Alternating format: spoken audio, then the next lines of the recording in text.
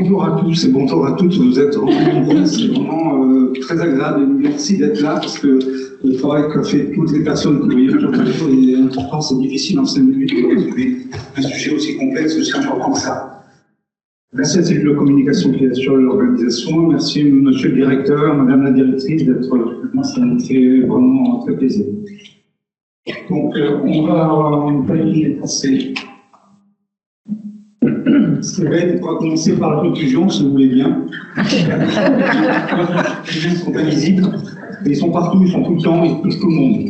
Ils interfèrent de manière négative sur la santé, c'est-à-dire sur nous, sur nos patients, sur les individus eux-mêmes, mais aussi sur leur descendance. On verra que c'est un peu compliqué parce que tous les contacts en contact de perturbateurs endocriniens avec pas de malade, et ça va être vos enfants qui vont l'être. Le premier phase pendant la grossesse, c'est donc la pédiatrie, c'est pour ça que dans le représentant à Avignon pour parler de ça. Tous les organes, c'est pour ça qu'on a toutes les spécialités qui sont représentées. Et donc c'est un problème qui est complexe, par rapport que c'est le système que le cas là, vous verrez pourquoi c'est compliqué. Donc c'est un problème de santé publique et l'importance des décisions politiques sont très significatives. Le GHH est sensibilisé à mettre en place des actions de prévention. Donc le plan, ça va être de définir d'abord ce que c'est des hormones, des perturbateurs endocriniens, toutes les spécialités concernées, comment les éviter aux GHH, et puis la conclusion. Alors d'abord des définitions, qu'est-ce que c'est un perturbateur? C'est quelque chose qui trouble, qui fait du désordre, et qu'est-ce que ça veut dire endocrine? Endo c'est à l'intérieur, crine je sécrète, donc c'est la définition d'une hormone. Donc l'hormone est sécrétée par une glande, et donc la sécrétion intérieure, et c'est déversé dans le sang. Donc la glande elle est ici,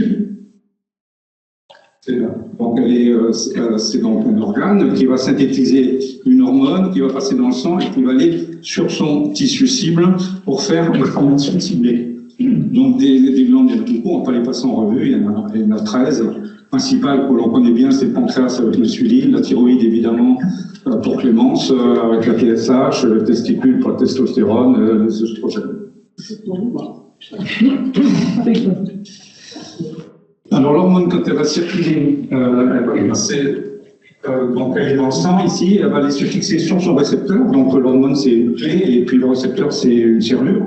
Il va arriver dedans, il va le reconnaître et puis il va rentrer dans la cellule et il va donc donner son signal en rapport avec la fonction dont a l'hormone. Évidemment tout ça va toucher tous les organes cibles du corps. Un exemple avec l'adrénaline, donc le déclenchement du niveau cérébral, ça passe sur une glande au-dessus des reins, ça va passer dans le sang, et puis après ça va aller sur tous les organes cibles. Il y en a 4, mais il y en a en fait de multiples. Donc on voit bien qu'une hormone peut agir sur de multiples organes. Alors maintenant, qu'est-ce que c'est un perturbateur endocrinien? J'ai un peu plus de retour. Perturbateur endocrinien, il faut regarder bien la définition, c'est une substance chimique ou un mélange de substances. Donc déjà, on voit la problématique, sont étrangères à l'organisme d'origine naturelle ou artificielle, donc il y en a effectivement d'origine naturelle, qui modifient la production des hormones ou interfèrent avec leur fonctionnement. Donc si on reprend le schéma de tout à l'heure, le perturbateur il va agir soit sur la glande elle-même, soit sur l'hormone elle-même, soit sur son transfert dans le sang, soit sur l'organe cible. Donc si on prend le même schéma que tout à l'heure, on remplace l'hormone par un perturbateur, il va quand même reconnaître la serrure, parce que la clé ressemble un petit peu, et il va entraîner une dysfonction, c'est-à-dire qu'il va ou bloquer le récepteur, donc il n'y aura pas de réponse, c'est-à-dire que l'hormone normale va arriver dessus, mais la clé est déjà dans la serrure, il ne va pas pouvoir agir. Soit autre action du perturbateur, ça va donner un faux signal. Donc là, c'est encore pire, c'est qu'au lieu d'accélérer le par exemple, ça va ralentir. Donc du coup, voici la problématique, et tout ça va atterrir sur tous les organes, c'est pour ça qu'on est tous là. Alors comment ça se propage? C'est de manière commune avec tous les intervenants futurs, on peut le respirer par inhalation, le manger, par voie cutanée, donc le dermato va nous expliquer ça, puis la maternité aussi.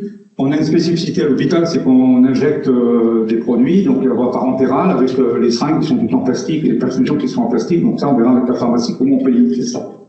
Donc ça c'est le mode d'entrée. Tous les perturbateurs, ils sont très nombreux, hein, il y en a 800, vous connaissez les noms, bisphénol, les pesticides, les parabènes, les phtalates, les PFAS. Donc dans chacune de ces catégories, il y a moins de cinquantaine ou une centaine de sous-groupes. Donc on ne va pas passer en revue ça, tout ça, ça sera mis sur le site internet et vous pourrez bien sûr les regarder, mais globalement il y en a partout dans tout ce qu'on fait et tout le temps. Donc il y a 800 à peu près substances qui sont avérées ou suspectées, et leur impact sont en fonction de plusieurs choses. Le moment de l'exposition, le moment au niveau de la vie, par exemple, si c'est l'enfant ou une personne âgée, c'est pas pareil. L'état de santé, si on est en fonction de notre état immunosensible ou pas, la voie d'exposition, et puis l'effet cocktail qu'on va développer tout à l'heure. Dans les perturbateurs, ils ont trois grandes particularités. La première, c'est celle-ci. C'est que le végétage, un poison dépend de la dose, ce n'est pas vrai pour un perturbateur endocrinien. C'est-à-dire que vous pouvez avoir la dose qui augmente, et, non, pardon, je vais revenir là, sur un schéma normal, plus vous augmentez la dose, plus vous avez une réponse qui est importante. Alors ça peut monter de manière différente, mais globalement, c'est un vieil adage, hein. Le poison, c'est la dose qui le fait. Avec les perturbateurs, c'est pas le cas. C'est vous augmentez la dose, mais vous pouvez avoir un effet qui va diminuer, et puis après qui va remonter. Alors là, c'est des troubles simplifiés, mais elles peuvent être extrêmement différentes, monter, redescendre en fonction de la dose. Donc on comprend tout de suite la complexité parce qu'il n'y a pas de linéarité entre l'exposition et l'effet. Deuxième particularité, c'est l'effet sur l'ADN, donc ça va entraîner des cancers par exemple, et aussi des problèmes sur les gamètes, donc sur les descendants, c'est-à-dire qu'on va avoir des modifications du génome qui va être transmises à nos enfants. Toute personne n'est pas malade, ça va être les enfants qui vont l'être, c'est les filles génétistes. Et alors la troisième chose qui est assez connue, c'est l'effet cocktail. Si vous prenez trois perturbateurs endocriniens que vous les mélangez, on peut penser que 1 plus 1 plus 1 égale 3, mais c'est pas vrai. Perturbateur endocrinien, ça peut être beaucoup plus que ça, un effet synergique ou un effet antagoniste. Donc 1 plus 1 plus 1 égale 2. Alors ça, c'est pas vrai si vous faites un vrai cocktail chez vous avec du rhum, du cognac et de la bénédictine, vous serez quand même dans ce truc-là, pas dans ce truc. Alors, comment elles sont classées? Donc, il y a la classification d'abord pour l'être humain, santé humaine. Première catégorie, c'est les perturbateurs qui sont avérés ou présumés. Et la catégorie 2, c'est ceux qui sont suspectés. Vous verrez que là, c'est très problématique, parce que c'est toujours très compliqué de mettre les perturbateurs dans une catégorie. Après, il ne faut pas oublier l'environnement, la biodiversité, tous vivants, et avec les mêmes classifications, on est tous sur la même planète, donc il faut penser à ça. Alors, un mot sur le stress oxydatif, parce que vous en entendrez parler dans les exposés qui vont venir. Et puis on voit ça marqué dans la publicité, c'est riche en antioxydants, il faut lutter contre les radicaux libres. C'est vrai. C'est-à-dire que normalement, dans une cellule, il y a un équilibre entre les radicaux libres, qui sont normalement chargés de faire la régularisation de l'activité des cellules, en les nettoyant, les temps qui sont pas vrais, et les antioxydants qui vont agir sur les radicaux libres pour faire en sorte que l'équilibre soit le plus fort possible. Et les perturbateurs endocriniens agissent sur le stress oxydatif en activant les radicaux libres, donc en créant une balance défavorable. Ce qui va nous servir dans l'exposé qui va suivre, c'est cette méta-analyse. Donc une méta-analyse, c'est une publication qui a été faite en 2025, qui est récente, qui a publié plus de 7500 articles et qui a analysé tous les pesticides pour voir s'il y avait de manière certaine et significative un effet néfaste. Donc oui, sur 22 cancers, sur les infections juvéniles, infantiles, les troubles métaboliques. Donc c'est ça que l'on va discuter maintenant.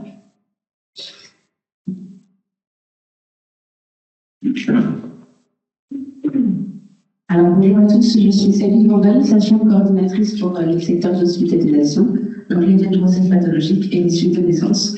Et je suis par ailleurs membre actif de notre groupe Grille Maternité. Alors, la période qui nous intéresse, la période de la grossesse, est une période de grande vulnérabilité.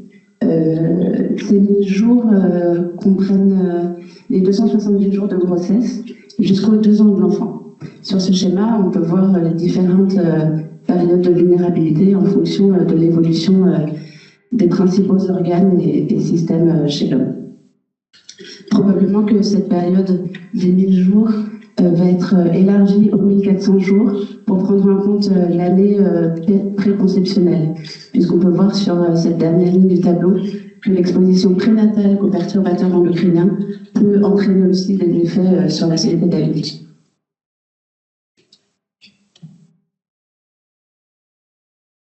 L'exposition chez les femmes enceintes aux perturbateurs endocriniens a été déjà de nombreuses fois étudiée. Il y a eu des cohortes telles que Eden ou ELF et d'autres études comme Pélagie et MecoExpo. J'attire votre attention sur les deux premières lignes du tableau, puisqu'au niveau urinaire, on constate qu'au bisphénol A, 74% des femmes étaient imprégnées. 6% des patientes, des femmes enceintes étaient imprégnées également. Il y a un véritable paradoxe, c'est que les femmes enceintes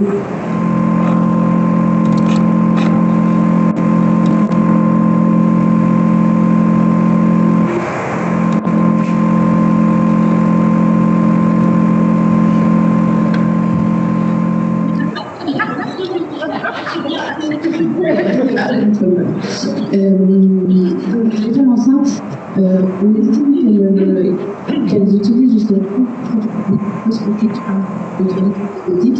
contre 16 produits pour les femmes non enceintes et 8 pour les hommes.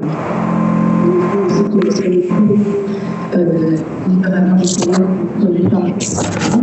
les cosmétiques sont vraiment très garnis en perturbateurs endocriniens. Vous pouvez le voir sur les schémas ici.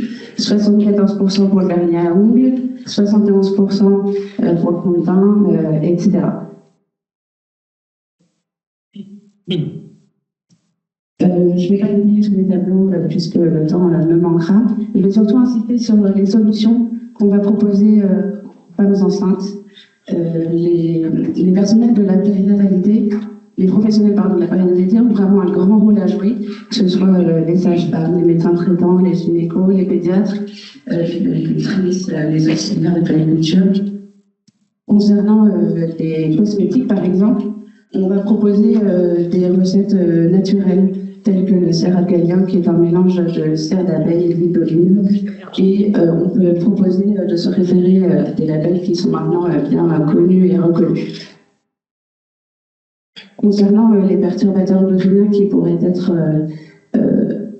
arriver par l'ingestion, on va proposer des solutions telles que les boîtes en verre pour remplacer les boîtes en plastique, puisque au contact de la chaleur, des particules de plastique peuvent être délivrées dans les alimentations. Et on va aussi proposer des éléments de cuisine sans PFAS, donc les poêles en inox qui ne sont pas recouvertes de PFAS, par exemple. Et puis encore, il y a des labels, notamment que vous connaissez, la fermeture des aliments bio. Un des malheureux moyens d'ingestion, d'inhalation, d'imprégnation par les perturbateurs endocriniens, c'est l'inhalation. Donc, un moyen tout simple pour l'éviter, en sachant que l'air intérieur est souvent bien plus pollué que l'air extérieur, on va vraiment insister sur l'aération du logement des patientes.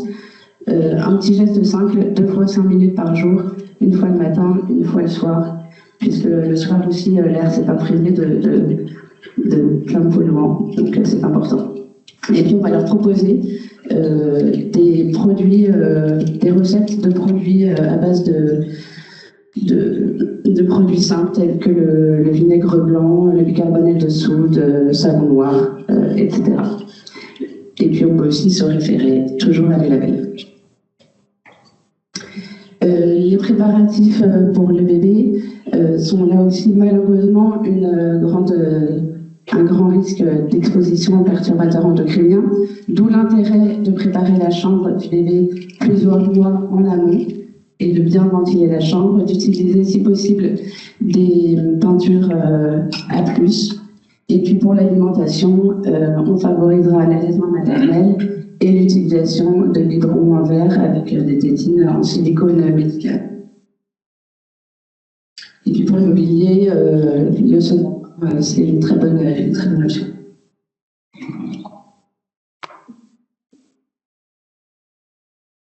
Voilà, nous sommes un groupe d'une dizaine du pôle 8 à avoir été formés pour animer des ateliers nesting. On est 2 gynécos et 8 sages-femmes.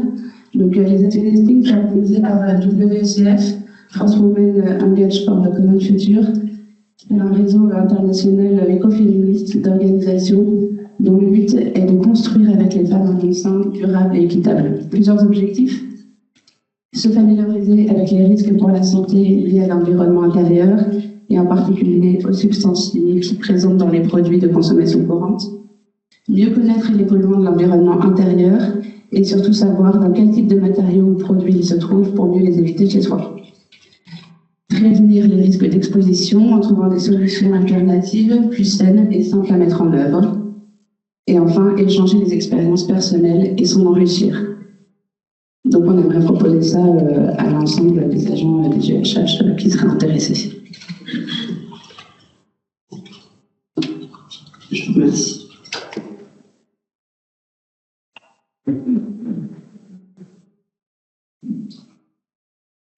Bonjour, donc moi je suis le docteur Rémi, je suis chirurgien pédiatre. Je vais prendre la suite dans l'ordre de croissance du bébé. Donc non, je ne vais pas faire de redite. La molécule exogène qui est capable d'interférer sur le mode d'action et la synthèse de l'hormone va avoir un grand rôle sur les malformations qu'on va retrouver notamment chez le nouveau-né masculin, hypospadias, cryptorchidie et micropénis. Il y a un lien entre la prévalence de la cryptorchidie et l'intensité de l'activité agricole. On l'a tous constaté de manière empirique depuis des décennies. Et progressivement, les équipes qui étaient le plus dans des régions à forte activité agricole ont pu le constater, notamment donc, le Languedoc-Roussillon, la région bordelaise et la vallée du Rhône, avec toute la zone soit de pétrochimie, soit de culture intensive. La réduction de la spermatogénèse de 50% chez l'enfant plus grand va renforcer l'hypothèse d'une agression sur le testicule fœtal par les perturbateurs environnementaux. On n'a pas une liste exhaustive parce que, comme tout à l'heure vous le soulignez, c'est un effet cocktail. On va revenir toujours les pesticides, les biphénols, le BHT, le bisphénol A qui n'est plus maintenant autorisé, mais le mercure, les parabènes, phtalates, les perfluorés, triclosan, le plomb, le cadmium et le téflon. Il y a un risque de phénomène épigénétique sur les générations suivantes, puisqu'on a pu constater que, avec la méthylation de l'ARN, les filles de maman dystilbène peuvent avoir des garçons avec un hypospad. Alors, chez le fœtus et l'enfant, il y a une action précoce, puisque dans l'embryogenèse, les organes génitaux se forment entre la 8e et la 12e semaine de grossesse.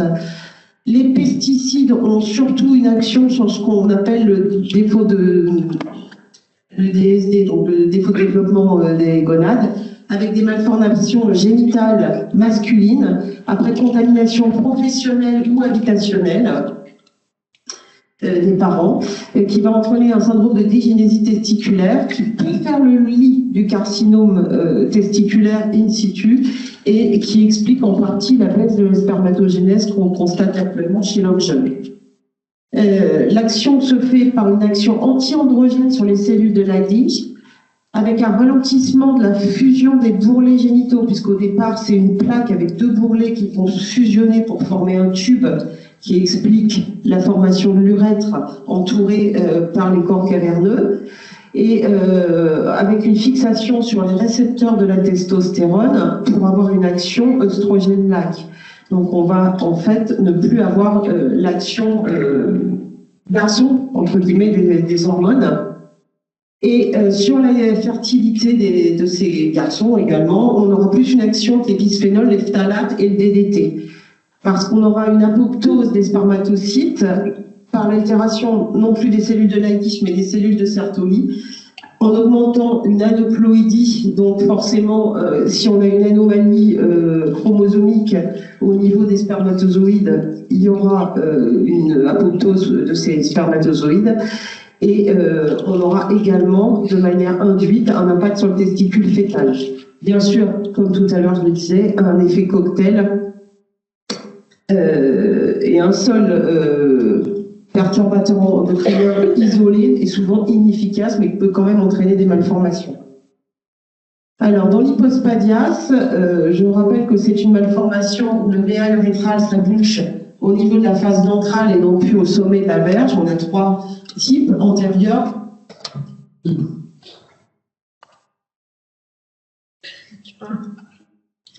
antérieur, moyen et postérieur. On a constaté, sous l'effet des perturbateurs environnementaux, plutôt une augmentation du nombre d'hypospades antérieurs et moyens. Les hypospades postérieurs sont plus des hypospades génétiques syndromes. C'est une augmentation qu'on constate tous dans les pays industriels, une naissance de garçons sur 300 sans anomalie génétique. C'est en parallèle avec le cancer du testicule de l'adulte jeune. Chez la maman, l'exposition professionnelle est essentiellement centrée sur les activités de nettoyage. Les femmes de ménage sont très exposées avec les produits, la coiffure, l'esthétique et le travail en laboratoire. Chez le papa, on retrouve plus des agriculteurs, un travail en laboratoire, activités de nettoyage, la mécanique avec je pense les graisses et les solvants et les activités de peinture industrielle. Et pour les deux parents, la présence d'une usine d'incinération, d'une décharge, d'une usine chimique ou d'une culture intensive dans un rayon de 3 km du lieu d'habitation est plus fréquente chez les enfants atteints. Donc c'est une étude qui montre qu'à l'aide d'une matrice emploi-exposition, on a une association significative entre l'exposition professionnelle prénatale et la survenue d'un hypospadage chez le garçon. Je vous engage à lire le très beau papier de Nicolas Calfa qui a été publié dans l'European Journal of Urology en 2015. C'est le premier à avoir tiré la sonnette d'alarme sur cette augmentation des hypospades chez le petit garçon. Et l'enquête SIN qui met en exergue les 22 perturbateurs endocriniens reconnus par le Sénat.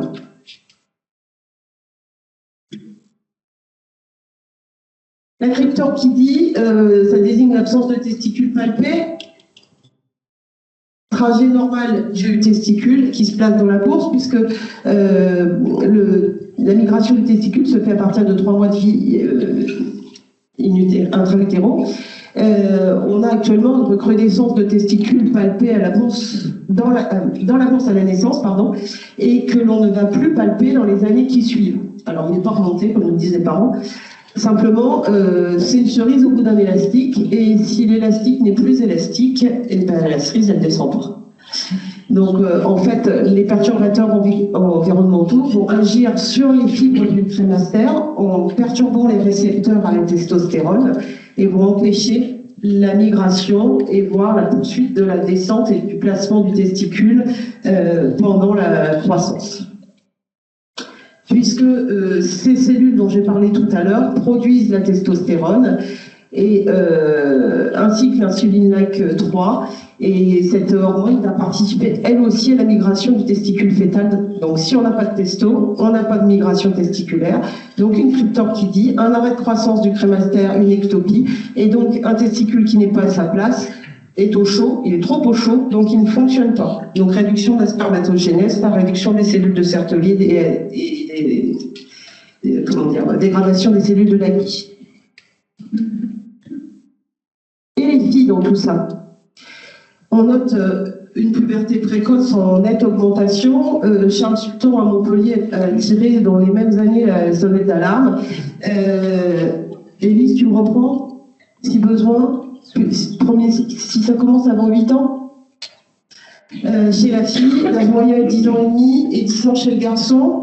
Il y a une grosse cohorte qui a été étudiée au Danemark, puisqu'on a 4 pour 10 000 petites filles de puberté précoce, avec des facteurs favorisants qui sont le surpoids, l'obésité, puisque je rappelle qu'actuellement 18% des enfants sont en surpoids, le tissu un petit peu synthétique des œstrogènes qui vont être relargués et donc favoriser des pubertés. Et lorsque on a une exposition au phtalate, au phétol et au phénol et au phytoestrogène, on va perturber le système endocrinien, on va imiter l'action de l'hormone féminine aux oestrogènes. Ça a été multiplié en 20 ans par 5 dans les zones de culture, de vignobles et de zones industrielles. On est très bien placé au Havre. Donc, on peut avoir des pubertés précoces périphériques qui sont causées à 80% par des perturbateurs environnementaux. Si on a une puberté d'origine centrale, elle est plutôt autour de 66% de tiers par les perturbateurs environnementaux. Donc, vous voyez, chez l'enfant, il y a un gros retentissement de la vie in utero jusqu'à la fin de la croissance sur ces perturbateurs.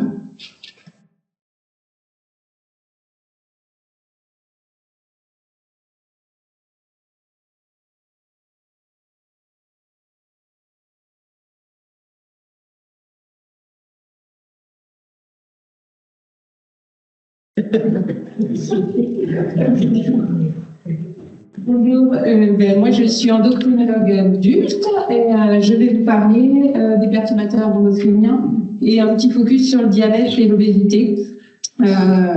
En fait, on sait que c'est une épidémie mondiale, le diabète comme l'obésité. Il y a à peu près 2,5 milliards d'obèses dans le monde. Et en fait, on ne comprend pas bien pourquoi cette incidence est aussi exponentielle. Initialement, en l'an 2000, l'OMS avait prédit qu'en 2030, il y aurait 300 millions de personnes diabétiques dans le monde. Et en fait, le chiffre a été dépassé en 2013. Il y a un lien en fait qui est fortement suspecté entre le bisphénol et aussi les pesticides et la survenue d'un diabète et de l'obésité.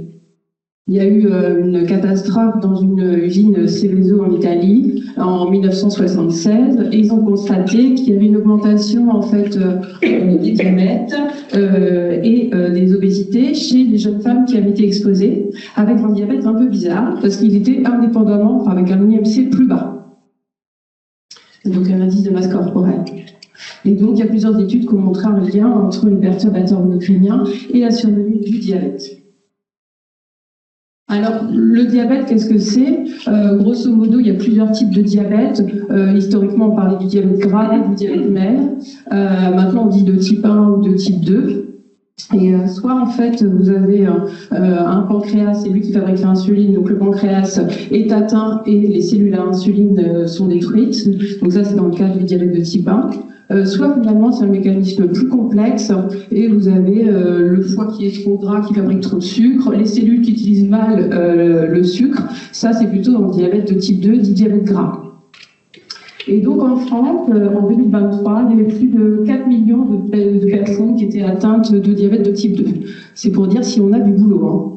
Et donc cette prévalence est en forte augmentation. Vous voyez en fait les chiffres. En 2015, on était à 5,6% de la population et après en 2023, on est à 6,48% de la population. Donc une augmentation conséquente, un peu épidémique. Alors, ce qui a été démontré, ou suspecté largement par rapport au mécanisme d'action des perturbateurs endocriniens sur le corps humain et leur effet diabétogène. En fait, il y a les perturbateurs endocriniens qui agissent sur les adipocytes, c'est les cellules à graisse. Et donc, ça fait que le foie il va être plus gras, plus gros. Il y a une action également sur le microbiote intestinal. Alors, le microbiote, c'est en fait les bactéries qui tapissent notre tube digestif. On a 2 à 3 kilos de bactéries dans notre intestin. Ces bactéries, en fait, elles interagissent avec notre corps humain, elles le protègent, elles forment une barrière et elles digèrent ce que nous ne digérons pas. Et donc, il y a un lien, en fait, entre ce mauvais microbiote et la survenue de pathologies inflammatoires, mais également avec la survenue de diabète et d'obésité, avec finalement, quand on regarde le microbiote, les bactéries de l'intestin d'une personne obèse ou diabétique, il n'a pas les mêmes bactéries que quelqu'un qui n'a pas de pathologie chronique. Alors, il y a des histoires un peu étonnantes où on fait des translocations fécales, où en fait on met... parce que c'est un autre sujet. On en parlera en dehors de l'heure du midi. Et donc, on sait aussi que les perturbateurs endocriniens peuvent léser directement les cellules à insuline, créant ce qu'on appelle une insulite.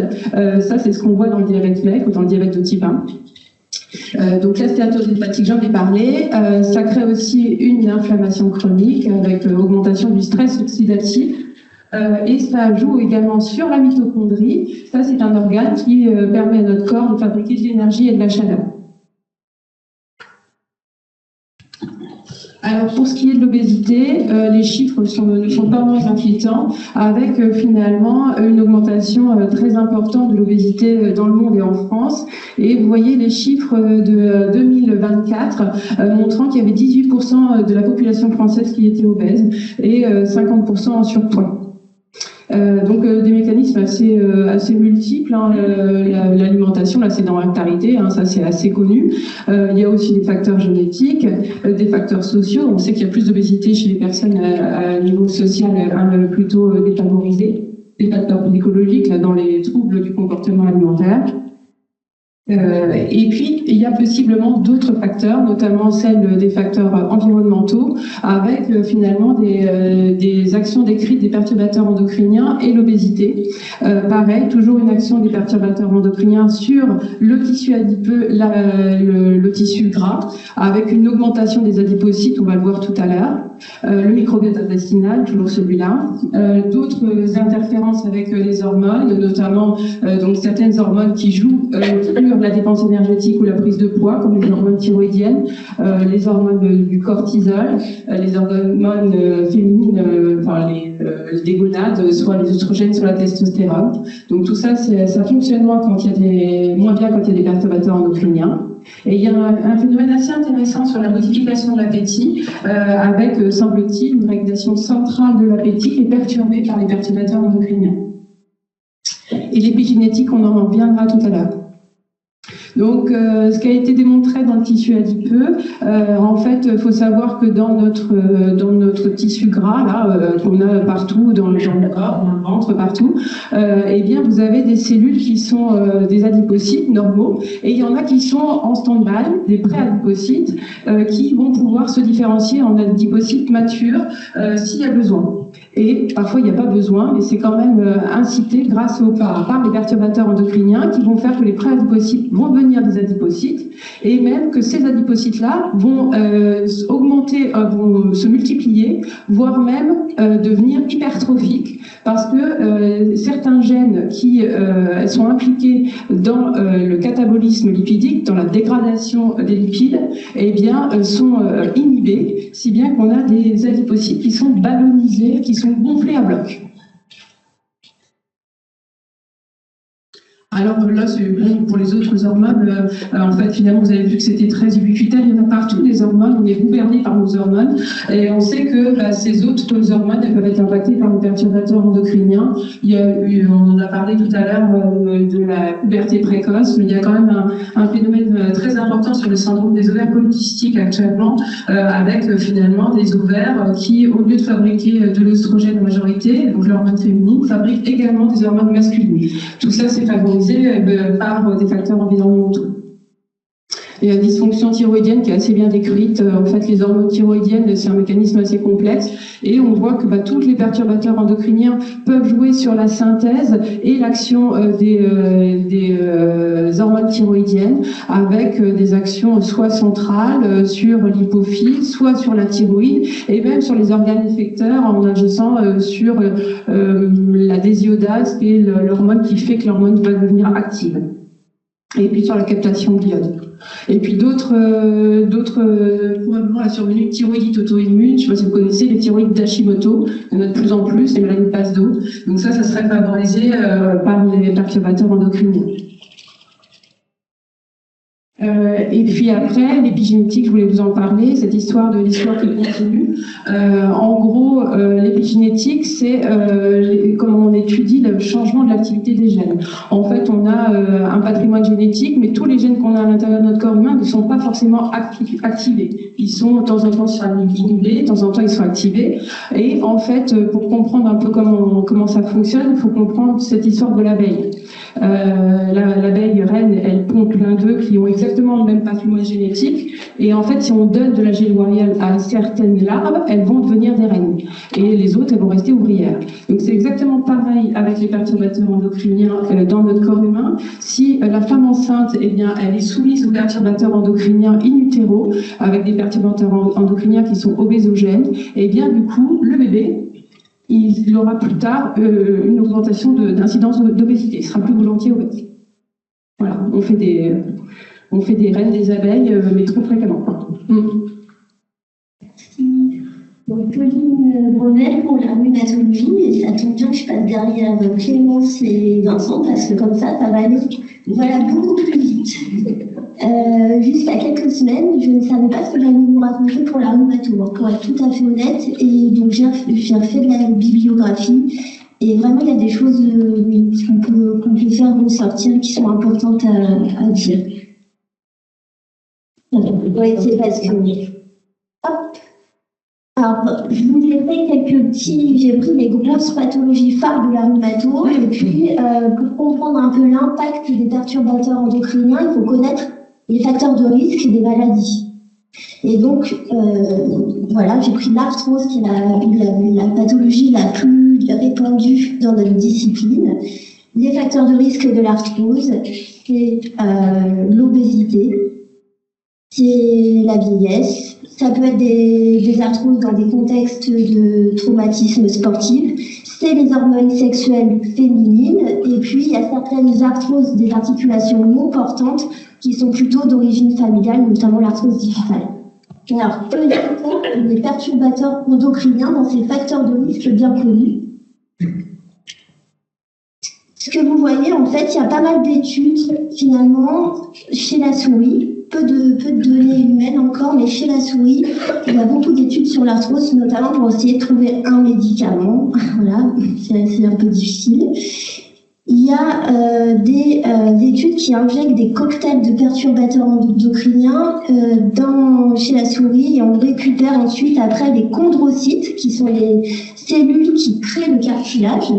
Et finalement, on voit que chez ces souris, par rapport aux souris contrôle, on a moins de viabilité, plus de mort des chondrocytes. Donc il semblerait y avoir une toxicité plus ou moins directe sur le cartilage. Et ça passe également par un deuxième élément, c'est que ça va aggraver les facteurs de risque qui sont bien connus de l'arthrose, l'obésité et puis les dysfonctions hormonales. Donc on comprend que c'est finalement un facteur de risque émergent dans cette pathologie-là.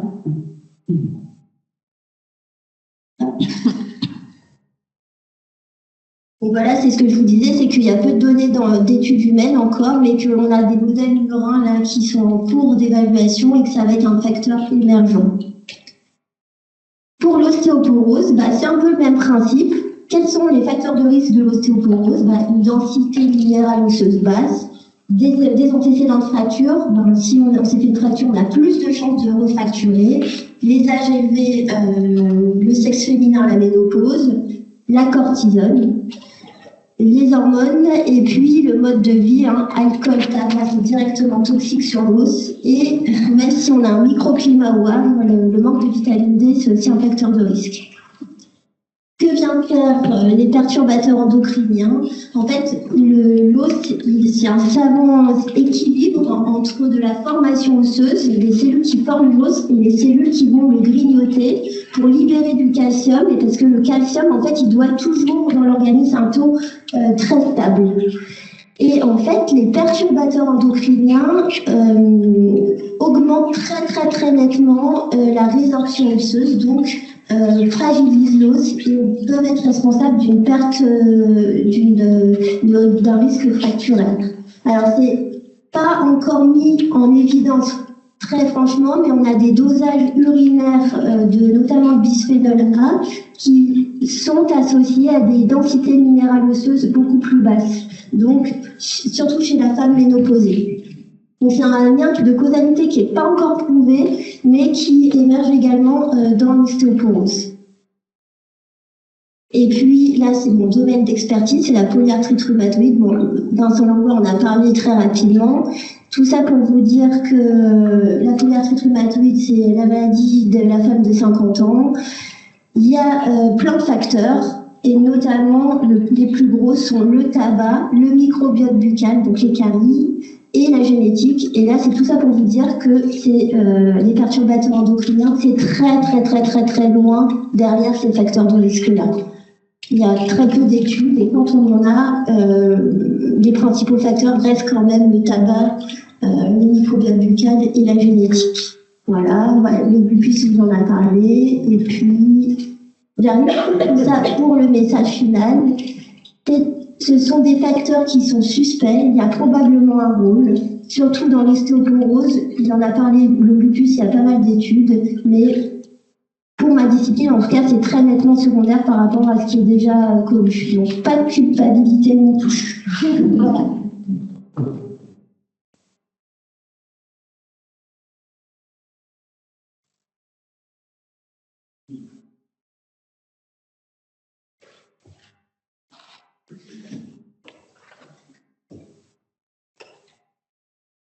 Bonjour à tous.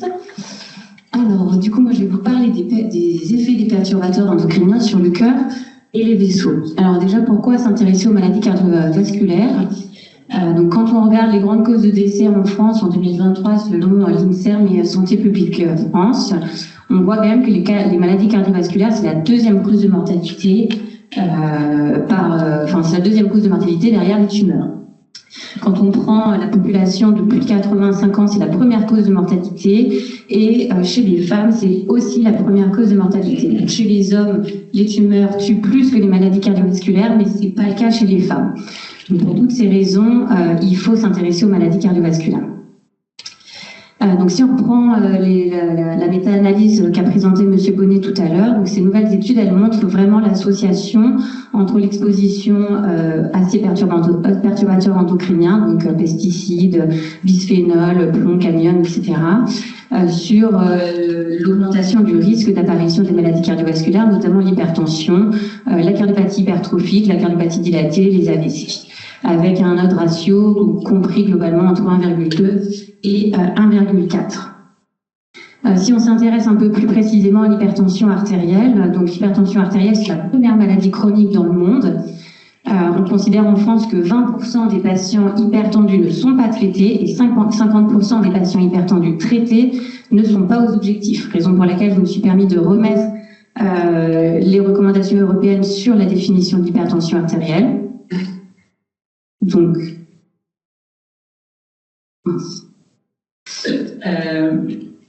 on voit que la pression artérielle sera considérée comme optimale si elle est strictement inférieure à 120-70 mm de mercure ou 12,7. Elle sera considérée comme normale haute si elle est entre 120 et 139 mm de mercure de systolique et 70-89 de diastolique. Au-delà, donc au-dessus de 140-90, le patient sera considéré comme une hypertension artérielle, comme hypertendu.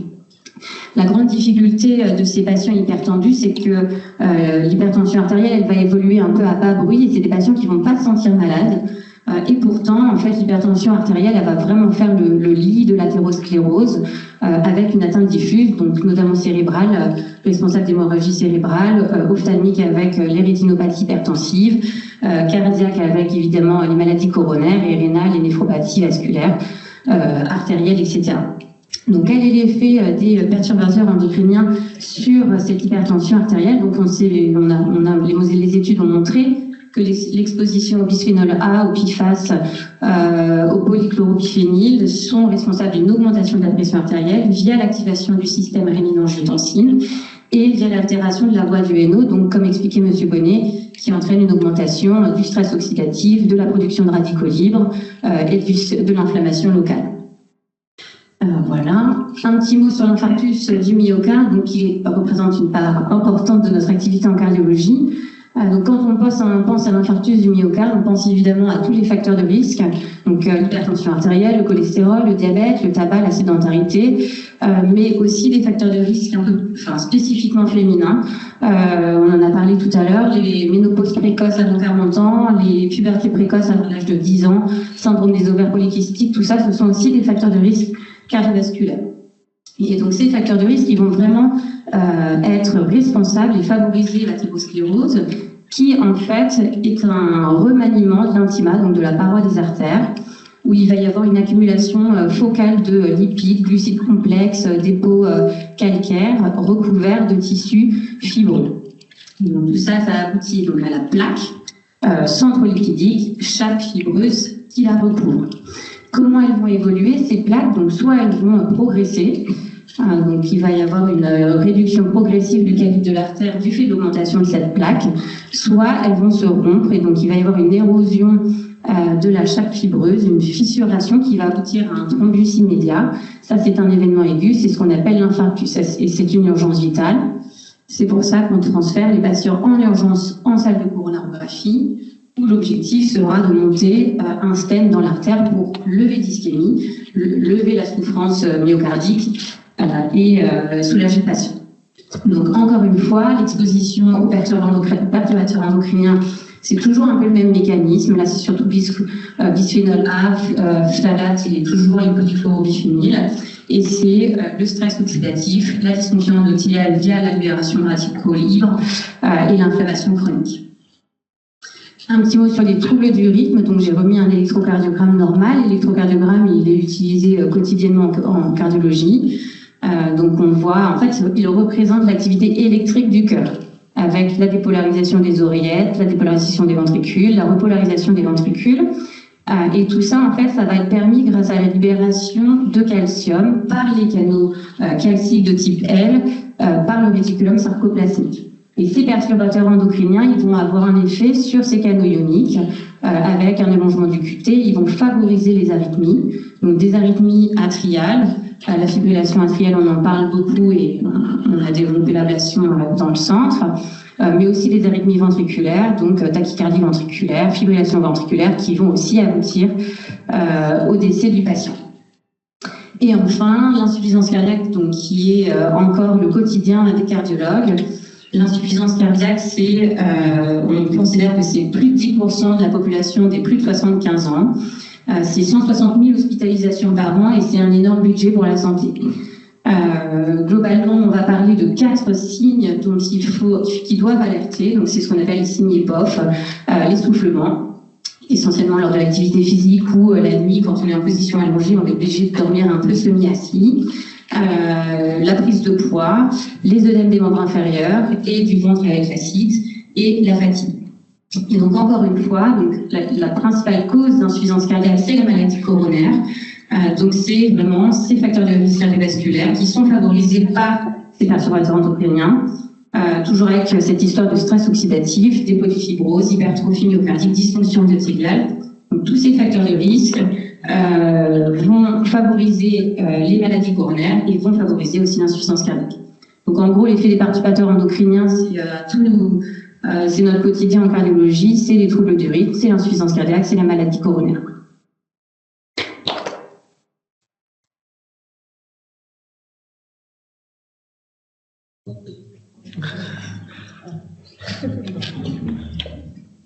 Moi, je vais vous parler de la neurologie et des perturbateurs endocriniens. Donc, je suis Adèle Didier-Laurent, des neuro ici. Donc, sur le cerveau, les perturbateurs endocriniens, c'est assez difficile d'individualiser leurs effets aussi parce que ça va bien sûr dépendre du type de la substance, de la durée, du moment de l'exposition et puis des associations des différentes substances et le terrain sur lequel elles arrivent. Si on prend l'exemple du bisphénol A, il va jouer directement sur la perméabilité de la barrière hémato-encéphalique, donc la frontière entre le sang et le cerveau qui normalement est assez sélecte. Les perturbateurs endocriniens vont influencer la diffusion des substances. Le deuxième rôle, ça va jouer sur l'activation gliale. Donc la glie, c'est toutes les cellules de support des neurones et les perturbateurs endocriniens vont influencer son fonctionnement. Un autre mécanisme encore, c'est l'agrégation de certaines protéines qui va être favorisée par les perturbateurs endocriniens. Et les agrégations de protéines, c'est des mécanismes qui sont à l'œuvre dans des pathologies neurodégénératives comme la maladie d'Alzheimer ou la maladie de Parkinson. Ils vont aussi jouer sur la neurotransmission, la fonction de la mitochondrie, les petites piles dans les cellules et l'activité lysosomale. Si on prend l'exemple des PIFOS, c'est une sous-classe d'épiphases qu'on trouve dans les vêtements Gore-Tex notamment et dans la mousse des extincteurs, et ben, ils vont s'accumuler directement dans les dendrocytes qui sont des cellules de la glie, qui vont donc être des cellules de support des neurones et permettre une bonne diffusion de l'information entre les cellules et dans les neurones. Donc là, le perturbateur endocrinien va directement s'accumuler dans la myéline et donc empêcher une bonne fonction des neurones. Si on se penche sur les perturbateurs endocriniens et les différentes maladies neuro, pour l'exemple de la sclérose en plaques, qui est une maladie de la myéline, l'exemple qu'on a donné avec les PIFOS, il y a des études plutôt chez la souris qui sont un peu plus évidentes, où ils avaient des rats, il y avait des femelles rats enceintes à qui ils donnaient à manger, donc 4 femelles rats à qui ils donnaient des cornflakes avec du bisphénol A dessus, 4 femelles rats à qui ils donnaient du bisphénol S dessus, et 4 autres à qui ils donnaient pas de bisphénol en plus. Chez les bébés à naître, Ils avaient des modèles un peu comme des scléroses en plaques équivalents chez le rat. Et puis après, ils allaient comparer la maladie chez les bébés dont la mère avait reçu pendant la grossesse du bisphénol ou non. Et chez les bébés rats nés d'une mère qui recevait du bisphénol, ils avaient des scléroses en plaques qui étaient beaucoup plus précoces, cliniquement beaucoup plus agressives, et également quand ils faisaient des études en anatomopathologie, il y avait beaucoup plus de morts neuronales chez les bébés rats dont la mère avait été exposée. Chez l'homme, c'est un petit peu plus flou, mais ils ont fait des études un peu sur des questionnaires d'exposition, sur des analyses urinaires, qui retrouvent rien de probant, mais peut-être des liens avec l'imagerie. Donc, c'est surtout le message que pour l'instant, on manque d'études et que c'est très dur d'avoir un effet direct de chaque perturbateur endocrinien. Et tout ça, ça va être vrai sur plusieurs pathologies neurologiques. Donc, pour les AVC, comme Camille disait, ça peut jouer sur l'hypertension artérielle qui va être un facteur de risque d'AVC, et ça peut avoir une action directe sur la fonction des vaisseaux cérébraux, mais pareil, pour l'instant, peu d'études entre guillemets concrètes. Pour la maladie de Parkinson, par contre, on sait depuis plus longtemps que certains pesticides, notamment MTPT, qu'on retrouve beaucoup en agriculture, vont être responsables de maladie de Parkinson, et c'est déjà plus facilement reconnu comme maladie professionnelle, donc ça on a plus de recul. Pareil, le bisphénol a l'air de jouer directement sur le taux de dopamine, mais bon, ça manque d'études cliniques. Pour ce qui est cancéreux, les cancers du cerveau qui sont les glioblastomes, Pierre t'en parlera mieux, mais pardon. Le bisphénol S, il va jouer sur la progression du glioblastome. Les maladies d'Alzheimer, pareil, il y a pas mal d'études en cours. L'épilepsie, il y a des trucs un peu en préclinique, mais rien de bien concret pour le moment. Et le deuxième pan assez important de la neurologie et des perturbateurs endocriniens, ça va être sur le neurodéveloppement. Donc ça, c'est une partie que moi je connais moins, qui est à cheval sur la pédiatrie. Mais c'est vrai qu'il y a beaucoup d'études en cours sur l'effet des perturbateurs endocriniens, sur le neurodéveloppement de plein de soucis, sur le langage, sur les capacités motrices, sur les troubles du spectre autistique et les TDAH. Et il y a plusieurs cohortes de patients qui retrouvaient une assez grosse, où il y avait un surrisque de 19% de troubles du spectre autistique et de 20% de TDAH chez les patientes pendant la grossesse d'exposition de risque sur l'enfant. Mais il y a beaucoup d'études qui sont assez contradictoires pour le moment, et c'est difficile d'individualiser un effet. Et il y a aussi des études qui montrent que les perturbateurs endocriniens, même l'exposition à un âge plus avancé de la grande enfance et de l'adolescence, va aussi avoir un impact sur le développement d'un TDAH. Quand ils font des études pareilles avec les rats enceintes et puis qui regardent le développement du cortex chez l'enfant, et notamment sur le cortex auditif, là ils arrivent à individualiser des effets comme quoi vraiment les substances semblent avoir un effet sur le développement du cortex. Voilà, plutôt affaire à suivre, on en reparlera dans quelques années.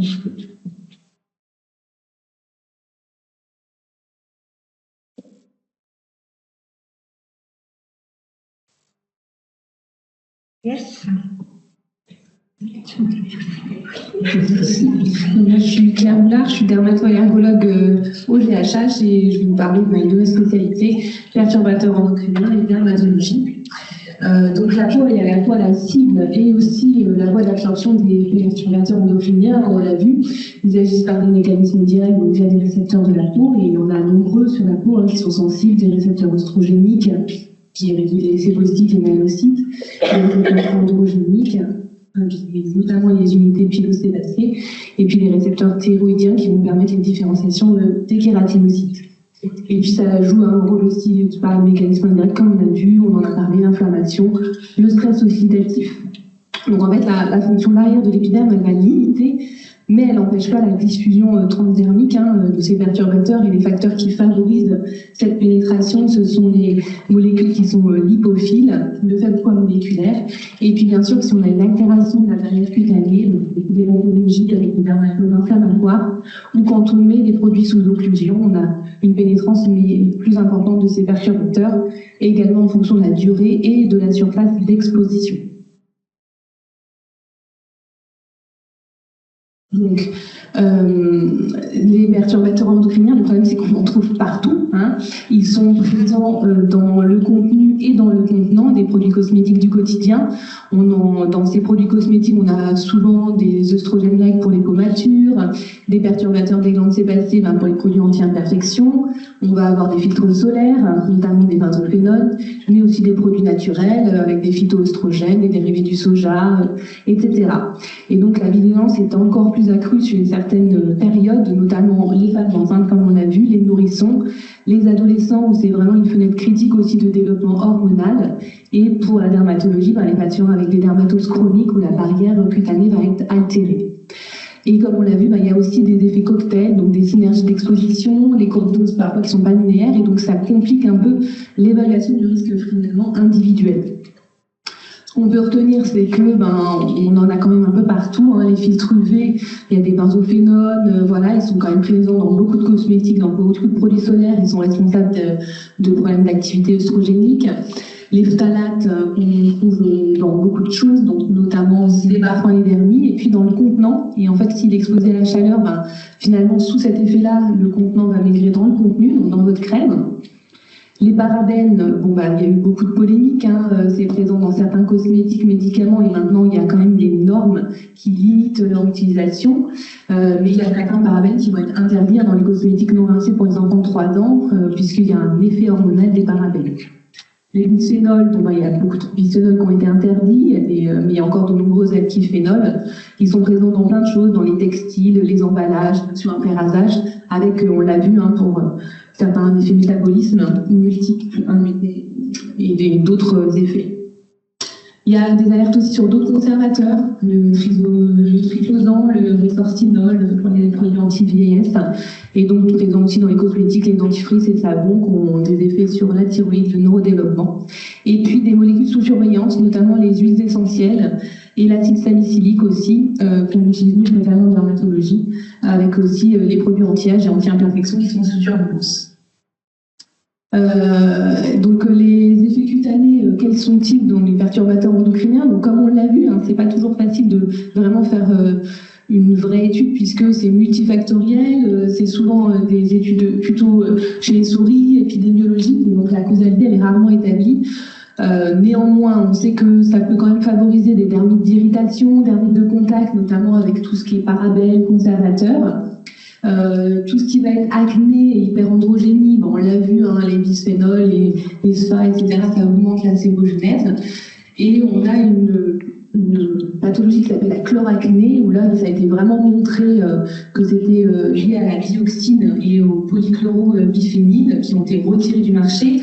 Mais quand on est empoisonné, on devient comme Victor Yushchenko, qui nous a fait une très belle chloracné, ou comme certains patients qui ont été exposés avec l'histoire de l'exposition industrielle en Italie. Des troubles de la pigmentation, notamment avec des filtres UV, le résorcinol, donc il y a un niveau de faible preuve, mais quand même possible. Le vieillissement cutané également. Il y a le stress oxydatif, les altérations du collagène. Et puis certains cancers cutanés, puisqu'on l'a vu, certains quand même perturbateurs endocriniens vont jouer sur les réparations de l'ADN, l'immunomodulation, même si aujourd'hui les études ne peuvent pas encore le prouver.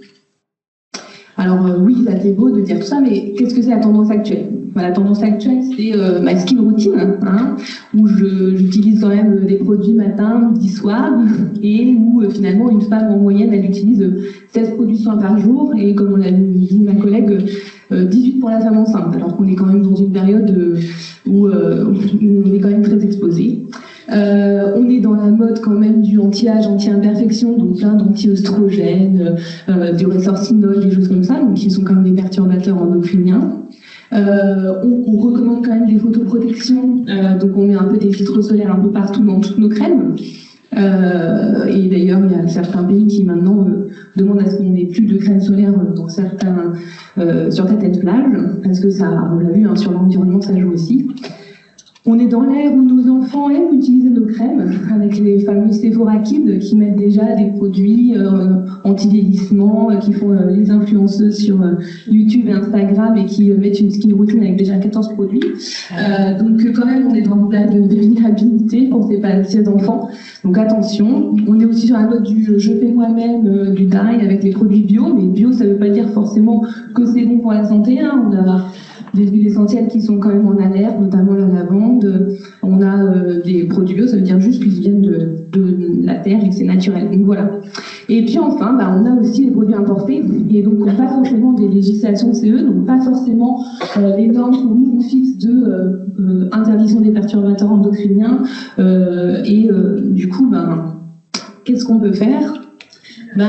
C'est voilà. Les conseils qu'on peut donner, il y a plus de conseils.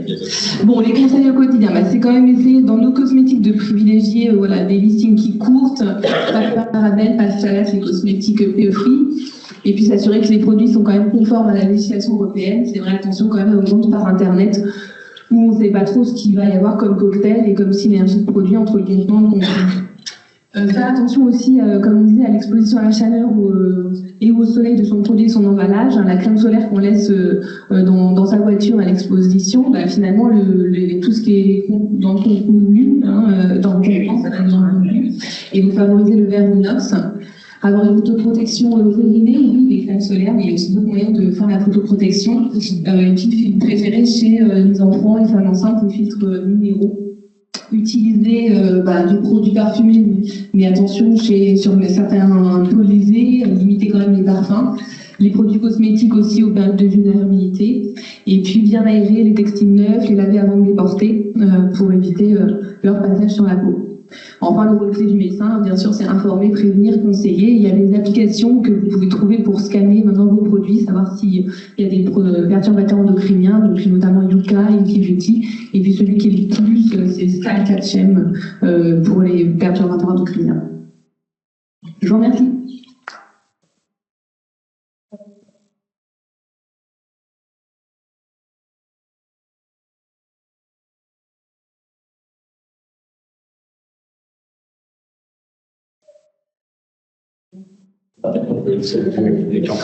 Bonjour, je suis Pierre Le Breton, je représente le service d'oncologie et d'hématologie.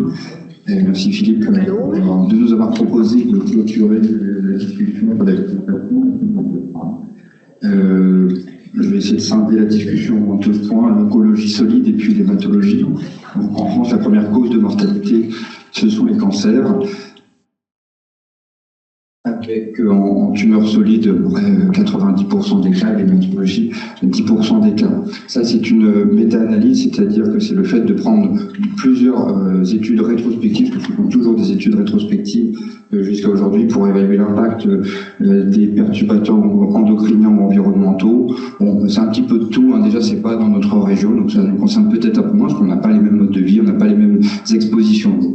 C'est bien de faire des méta-analyses, ça a beaucoup de limites. Par exemple, il n'y a aucune significativité quand on regarde les valeurs statistiques, donc ça rapporte qu'il y a une ambiance de, c'est tout, on ne peut pas aller plus loin. Donc déjà, je peux conclure avant de finir, c'est que en cancérologie, on n'a aucun perturbateur endocrinien qui est démontré comme potentiel cancérigène en l'alcool. Donc désolé pour ceux qui voulaient des réponses positives. Ça, c'est l'évolution attendue des cancers en France. Alors, les cancers, ça augmente en nombre, mais c'est extrêmement difficile de dire est-ce que c'est uniquement lié à l'exposition ou est-ce que c'est lié à des meilleurs diagnostics. On est des meilleurs médecins, on a des meilleurs outils. En cancérologie, on utilise beaucoup d'outils biologiques, anatomopathologiques, qui nous permettent de définir des cancers, des sous-cancers, des sous-types, etc. Et donc, on a des multispécialités au sein de l'oncologie. Donc, c'est aussi un des cas, une des raisons de l'augmentation. On a des meilleurs dépistages et on pose aussi des questions de quand dépister, ni trop tôt, bien sûr, ni trop tard. Ça, c'est une vision de l'augmentation du nombre de cancers. En 2050, il y aurait plus de 75% de nouveaux cas par rapport à aujourd'hui. Ça, ce sont aussi des courbes qui vous montrent que l'incidence des cancers du sein augmente encore plus chez les femmes jeunes, des cancers digestifs, des nombres qui augmentent, des cancers colorectales entre autres, mais multifactoriels encore une fois.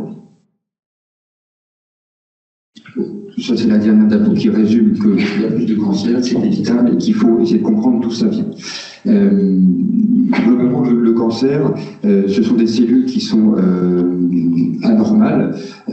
Pour la cancérologie solide, comme l'hématologie, il y a un dérèglement au niveau de l'ADN, ce qu'on appelle les gènes, et il y a des gènes qui sont généralement quiescents et qui vont être suractivés, et il y a des gènes à l'inverse qui normalement sont suractivés, vont être inhibés par des mutations, donc des anomalies de gènes, des pertes de fonction de gènes, des multiplications de gènes, des délétions de bras de chromosomes, tout ce que vous voulez, c'est des centaines de possibilités. Par exemple, on pense à TP53, c'est un gène protecteur de la cellule, et en cancérologie, c'est un gène majeur de cause de cancer et de facteur de gravité génétique de cancer. Donc on perd ce gène protecteur, on va développer un cancer beaucoup plus facilement. Il y a même des syndromes génétiques, le syndrome de Li-Fraumeni qui est la conséquence d'une anomalie congénitale de ce gène qui va aboutir à la multiplication des cancers dès le plus jeune âge. Donc pour parler des perturbateurs endocriniens, les hormones, ça régule comme les gènes notre homéostasie cellulaire. Les cancers hormonosensibles du haut vers le bas, il y a la thyroïde, il y a le sein, le pancréas, les ovaires, la prostate, les testicules. Donc, à ma connaissance, et j'en remercie Philippe pour m'en proposer, j'ai un tout petit peu de bibliographie, j'ai pas trouvé d'études qui démontraient qu'il y avait des liens PE et cancers hormonaux dépendants. Donc, aujourd'hui, on est un peu bloqué. On peut faire des études qui seraient intéressantes, faire des études prospectives, observationnelles, avec des feuilles d'interrogatoire en patients. C'est rentrer dans la vie intime des patients en leur demandant ce qu'ils ont fait ces 30 dernières années, à quoi ils ont été exposés. Ça prend du temps pour des patients qui ont un cancer, donc ils ont peut-être parfois autre chose à penser, mais ça a déjà été proposé dans l'info, je vais vous en parler après. Après, il y a les cancers non hormonodépendants. Bon, est-ce qu'il y a un impact des PE? Je pense aux tumeurs cérébrales, tu en parlais tout à l'heure, le glioblastome, etc. Les tumeurs solides liées au tabac et à l'alcool. Est-ce que les PE jouent un rôle là-dedans? Je n'ai pas trouvé de réponse franche. Pour la partie hématologie, il n'y a pas de moins de notion d'hormonosensibilité, mais il y a une notion de multiplication cellulaire ad vitam aeternam, c'est-à-dire que dès la vie intra-utérine jusqu'à notre mort, on a 3 organes, la moelle osseuse, les ganglions, le sang, et ça c'est une formidable homéostasie, un équilibre parfait et très très fragile. C'est-à-dire que tous les jours on a des milliards de cellules qui meurent et des milliards de cellules qui sont produites par la moelle osseuse, et certaines de ces cellules sont elles-mêmes modifiées dans les ganglions pour aboutir à des globules blancs adaptés à notre environnement. Donc c'est extrêmement complexe. Donc on peut supposer que les perturbants endocriniens vont jouer un rôle sur cet équilibre qui encore une fois repose sur des anomalies, des activations, des sous-expressions de gènes qui sont encore aujourd'hui très peu connus. Donc, par exemple, dans le myélome multiple, c'est une maladie de la moelle osseuse, on a une exposition aux pesticides. On recommande d'adresser tous les patients en médecine professionnelle pour déclarer. Voilà, c'est ce qu'on fait par rapport au PE. Pour les lymphomes, on a une étude qui a été menée par le groupe coopérateur qui s'appelle le LISA, francophone, des lymphomes. Donc, c'est cette histoire de questionnaire remis à chaque patient qui s'est vu diagnostiquer un lymphome, avec un questionnaire extrêmement détaillé sur la vie très intime des patients. Il y a quelques patients d'ailleurs qui ne voulaient pas y répondre. Donc ça, c'est une analyse en cours qui va prendre quelques temps. Et puis on a dans la notion de myélodysplasie, leucémie aiguë, c'est une maladie très biologique avec des marqueurs génétiques et moléculaires. Et aujourd'hui, depuis ces 20 dernières années, il y a eu un essor de ces techniques diagnostiques. On n'a pas mis en évidence de lien, de profil de leucémie aiguë particulier qui pourrait sous-entendre que c'est plus lié aux perturbateurs endocriniens chez le sujet jeune, chez le sujet âgé. Donc finalement, pas beaucoup de développement dans cette catégorie de PE.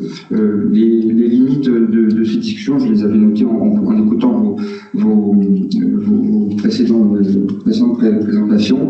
Donc c'est une affaire de santé publique en oncologie. C'est vrai que si on trouvait les facteurs lien cause à effet, ce serait formidable. Et on est encore loin d'y être arrivé. Et puis si on les trouvait, finalement, ça nous ferait remettre en cause notre mode de vie. Donc il faut choisir, soit on vit comme on vivait il y a 300 ans, sont envoyés aujourd'hui en acceptant ce risque.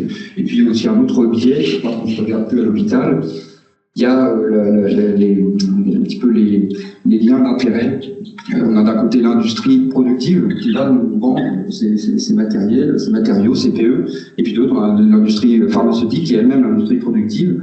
Donc si un jour on met en évidence qu'il ne faut plus prendre de plastique, etc., ça va éviter les cancers. Voilà, on est dans des logiques un peu schizophrènes, peut-être un peu loin, mais il ne faut pas regarder que le nombril de l'hôpital, il faut avoir une vision large. Voilà, merci.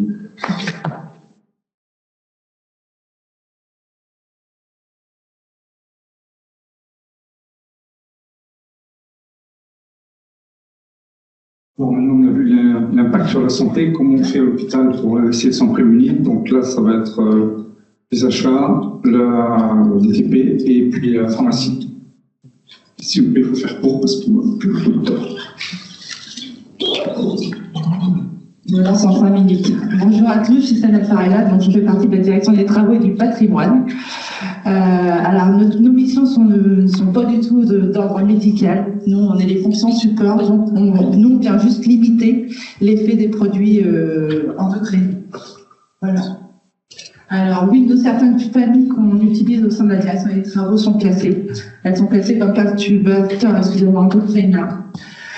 Chez nous, on a considéré que l'exposition était faible puisqu'on avait mis des actions en place afin de suivre tout ce qui était règles données. On peut passer.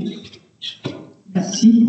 Alors, voilà les catégories les plus utilisées. Nous avons les peintures, les matériaux PVC, les mousses isolantes, les huiles, les poussières de chantier. Comment lutter contre tous ces produits où en effet on voit bien qu'il y a quand même c'est quand même nocif pour la santé. À l'heure actuelle, ce qu'on essaie, c'est d'acheter le maximum de produits A+, écolabellisés, remplacer certains matériaux par d'autres, et surtout être vigilant sur l'aspect masse et ventilation par rapport aux poussières, aux protections des agents. Et ainsi leur intervention dans vos services de soins, car il est important qu'ils utilisent des produits qui sont moins nocifs aussi pour vos patients. Voilà ce que je peux en dire. Donc, voilà notre position actuelle. Je crois qu'il y a un petit dernier flyer qui doit reprendre un peu comment est centralisé tout ça à la DTP. On suit par des fiches de données de sécurité. Tous nos agents ont accès au site internet des fournisseurs, comme ça ils ont accès au type de produits qu'ils commandent, et la connaissance des produits, et pallier aussi un remplacement quand les produits sont vraiment avec des produits endocriniens qui peuvent être remplacés par d'autres. Voilà ce que je peux dire pour la DTP. Alors on est là plus nous en prévention, donc on essaye de faire en sorte d'acheter des produits qui protègent à la fois nos agents et à la fois les interventions dans les services de soins. Et pour donner la parole à Madame Billard, de toute façon, je pense qu'il y a un spider qui va être fait, qui va reprendre tout ça et qui va nous réglementer davantage. Merci à tous. Merci effectivement pour la transition.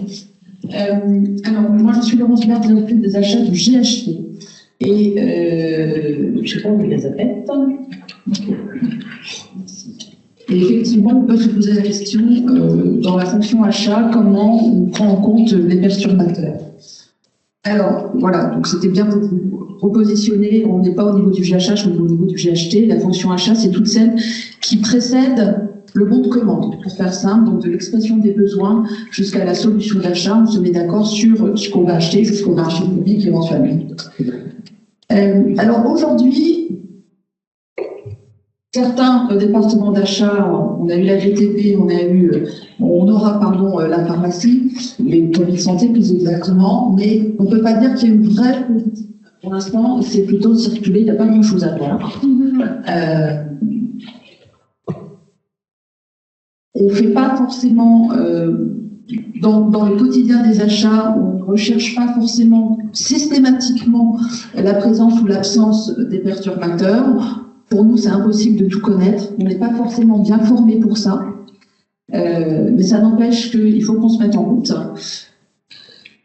Et du coup, dans un cadre plus large, qui est celui du SPASR, le SPASR, c'est le schéma pour les achats socialement et écologiquement responsables. donc, qui va se mettre en place au printemps pour sa première itération. Donc on est en train de travailler à l'échelle du GHT et qui sera proposé à la validation du COSTRAT en avril.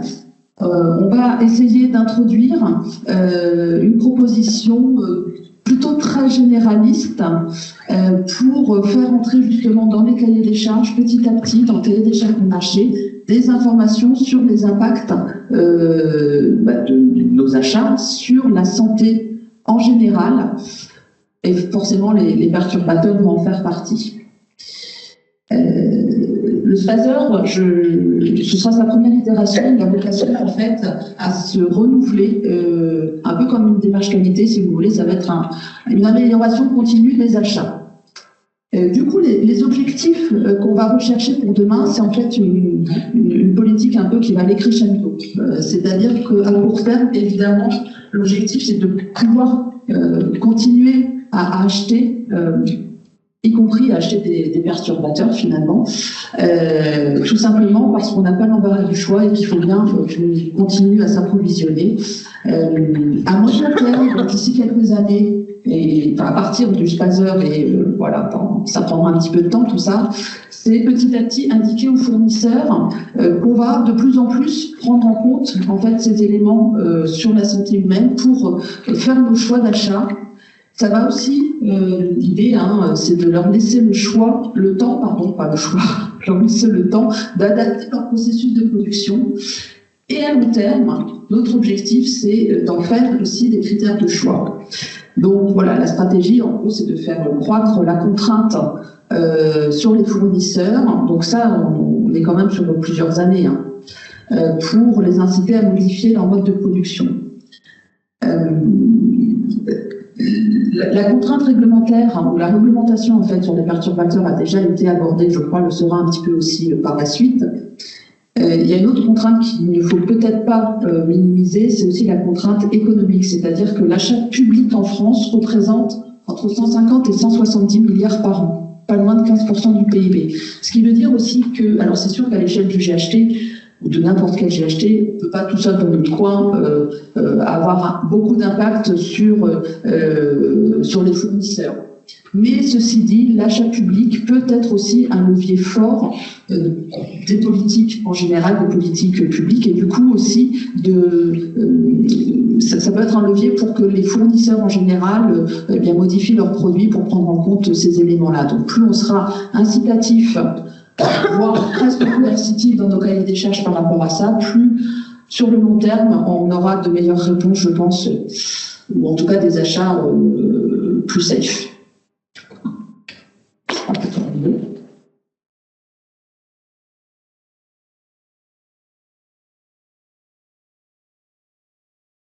Bonjour à tous, donc Fanny Leclerc, je suis pharmacien et donc je vais vous parler un peu des perturbateurs endocriniens à la pharmacie. Donc, on a vu que tous les perturbateurs endocriniens pouvaient provoquer plusieurs maladies. On peut penser que quand on arrive à l'hôpital pour se faire soigner de ces maladies, on ne retrouve pas de perturbateurs endocriniens, mais malheureusement c'est faux. Donc différentes sources d'exposition, on a les médicaments, en fait, qui vont contenir pour certains des excipients, des principes actifs qui sont identifiés comme perturbateurs endocriniens, donc comme par exemple les phtalates, qui peuvent être utilisés dans les enveloppes de comprimés, ou les parabènes, qui vont être utilisés comme des excipients de crème ou de forme injectable, comme on l'a déjà vu. On en a également dans les différents dispositifs médicaux, donc notamment certains qui sont fréquemment retrouvés, comme les phtalates, qui sont utilisés comme plastifiants dans les tubulures, les poches de perfusion, les cathéters. Les bisphénols, dont le bisphénol A, qui vont être présents dans certains plastiques rigides, par exemple dans des boîtiers, dans les rampes de perfusion.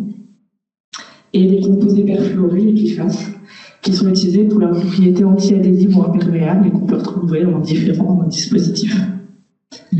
On va également trouver des perturbateurs endocriniens dans les détergents désinfectants, donc qui sont très utilisés en milieu hospitalier pour le nettoyage et la désinfection des locaux. Donc un petit peu de contexte réglementaire. Donc en fait on a un règlement qui s'appelle REACH, qui est un règlement européen qui a été mis en place au 1er juin 2007 pour sécuriser la fabrication et l'utilisation des substances chimiques dans l'Union européenne. Et donc maintenant, les substances identifiées comme perturbateurs endocriniens doivent être enregistrées et évaluées. Donc ça permet un suivi, mais aucune mesure coercitive. Ensuite, on a un règlement européen sur les dispositifs médicaux qu'on appelle le MDR 2017. Et donc ce règlement, il impose une évaluation stricte des risques liés aux substances chimiques, y compris les perturbateurs endocriniens, qui va favoriser la substitution par des alternatives sûres. Mais encore une fois, c'est une évaluation, des recommandations, mais rien d'obligatoire. Et pour finir, on a le règlement CLP qui statue sur la dangerosité des substances chimiques et qui impose un étiquetage spécifique, donc ça c'est quand même relativement récent. Donc il y a une nouvelle classe de danger qui a été identifiée, donc avec la mention perturbation endocrinienne pour la santé humaine et perturbation endocrinienne pour l'environnement. Donc au plus tard le 1er mai 2025 en ce qui concerne les substances, au 1er mai 2026 concernant les mélanges de substances, il faudra qu'il y ait un étiquetage identifié. Par contre, on n'a pas de pictogramme associé à ces nouveaux dangers, donc ce sera des mentions écrites. Et par contre, les lots qui sont déjà mis sur le marché, ils peuvent continuer à circuler si possible votre étiquetage pendant une période supplémentaire de 18 mois ou de 2 ans. Encore un petit peu de marge. Il y a plusieurs stratégies qui sont mises en place au niveau national. Il faut savoir que la France a été quand même précurseuse sur cette thématique, avec une première stratégie nationale sur les perturbateurs endocriniens qui a été mise en place en 2014. Et donc à l'époque, c'était vraiment une première au niveau européen. Et donc actuellement, on est à la deuxième stratégie nationale sur les perturbateurs endocriniens. Donc du coup, voilà, il y a différentes recommandations qui sont élaborées au niveau ministériel pour essayer de limiter l'exposition. Et on a également au niveau régional des travaux qui peuvent être menés, notamment par la région Nouvelle-Aquitaine qui était précurseur sur cette thématique et qui a publié un guide d'information. Donc pour les médecins, les sages-femmes, les professionnels de santé, notamment accompagnant les futurs et jeunes parents. Donc un guide assez didactique que je vous invite à consulter qui est très bien fait. Donc notre plan d'action pour essayer quand même de limiter l'exposition dans notre établissement. Donc la première chose, et ce qu'on fait aujourd'hui, c'est la formation qui est indispensable de tous les acteurs, des pharmaciens, des acheteurs, du personnel soignant, des patients. Plus on est formé et qu'on est au courant de ces problématiques, mieux on fait face aux dangers potentiels. Ensuite, comme Madame Billard l'a exposé, l'idée c'est de mettre en place une stratégie d'achat responsable avec l'intégration dans les cahiers des charges de critères spécifiant l'absence de perturbateurs endocriniens. Donc actuellement, ça ne fait pas partie de la notation, mais on a déjà dans notre appel d'offres, notamment régional, un appel d'offres de dispositif médical, la mention, par exemple, on demande des perfuseurs par gravité, PVC, mais sans DEHP. Et donc, c'est déjà un critère dans notre besoin de rédaction. Donc, actuellement, on essaye de limiter, dans la rédaction du besoin, cette exposition.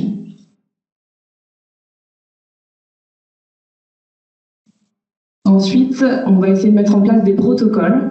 Donc, notamment dans les maternités, plusieurs établissements ont déjà mis en place des protocoles visant à limiter l'utilisation de produits contenant des perturbateurs endocriniens. Donc l'hôpital Necker, par exemple, le CHU de Poitiers sont très en avance sur la question. Et donc l'idée, c'est de pouvoir travailler sur ces thématiques avec le groupe de maternité pour pouvoir limiter au maximum l'exposition des nouveau-nés et des futures mères à ces perturbateurs endocriniens. On a également des recommandations aux sociétés savantes, notamment la SPAR en anesthésie-réanimation, qui a travaillé sur les perturbateurs endocriniens au bloc opératoire. Et donc qui préconise d'identifier les dispositifs contenant ces perturbateurs au sein de bloc opératoire et s'associer aux pharmaciens pour promouvoir les achats sans perturbateurs endocriniens et sans phtalates. Donc l'idée, c'est de pouvoir travailler en collaboration entre les unités de soins et la pharmacie pour définir vraiment les besoins nécessaires et qu'on puisse limiter et redéfinir les besoins pour limiter au maximum l'exposition aux perturbateurs endocriniens. Je vous remercie de votre attention.